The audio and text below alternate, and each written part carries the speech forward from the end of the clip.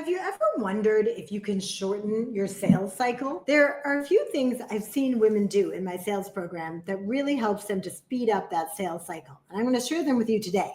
But first, let's acknowledge that even with the best sales process and so much practice and being amazing at sales, there's some things that are out of your control, such as how much budget the person has who you're dealing with, right? You have no control over that.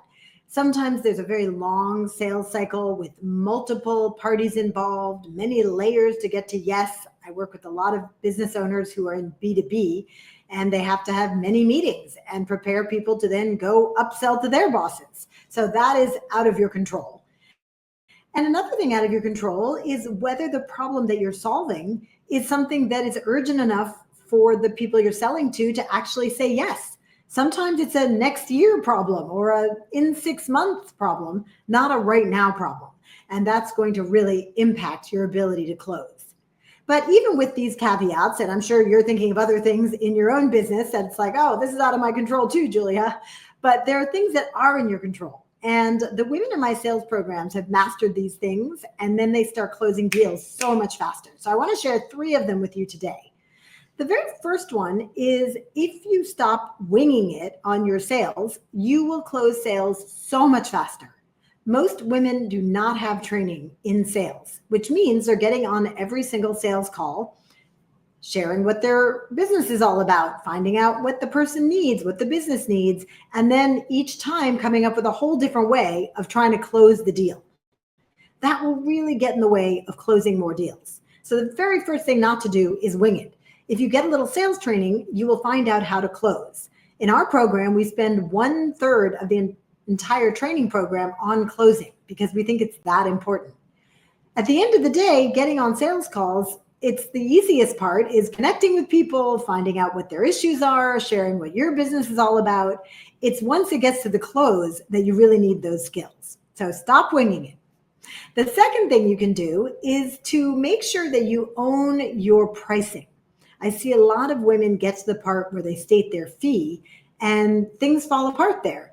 They either haven't really owned their value, like done the mindset work to own the value that they're providing. So they start discounting or hemming and hawing or just delivering the price in a way that doesn't make the potential client feel like, oh, this person is like ready to go. There's some hesitancy there. There's confusion.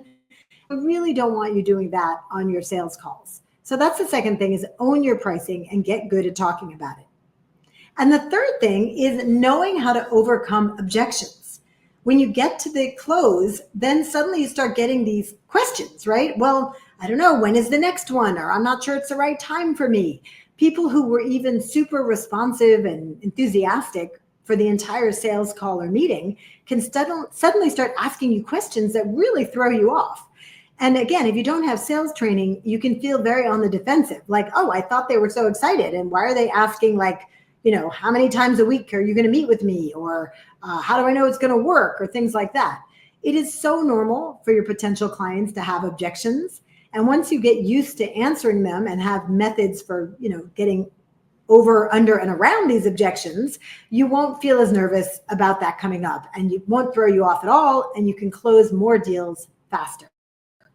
So let's just review real quick. What are these 3 things that you do have control over? So the first is get some kind of sales training so that when you're getting to the close, you know exactly what to do and you can drive to that close faster and with more confidence and do it the same way every single time. The second one is to own your pricing and make sure that you're not falling into the trap of hemming and hawing or hesitating when you're giving your price or falling on suddenly discounting and doing things that undermine showing that you own your value to the client.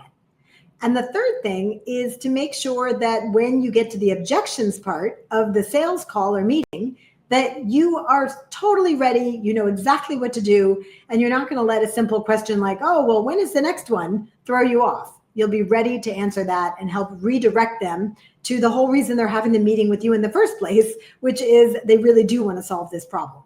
These are the very things that we teach in my Sales Cure Live training program. So if you want some help mastering these 3 things and all the other things we teach in the program, check out Sales Cure Live at themillionwomen.com site. Here, I'll put the little banner up so it's easy for you, and you can set up a call and see if it's a fit for you. We run them throughout the year, and we have one enrolling right now. So set up a call, and we're happy to see if your business is in the right place for you to get that sales training so you can close these deals faster. In the meantime, I hope you'll use at least one of these 3 tips today on your next sales call or meeting. And if that works, please write and let me know. I love to hear your wins. Until the next time, stay brave and go big.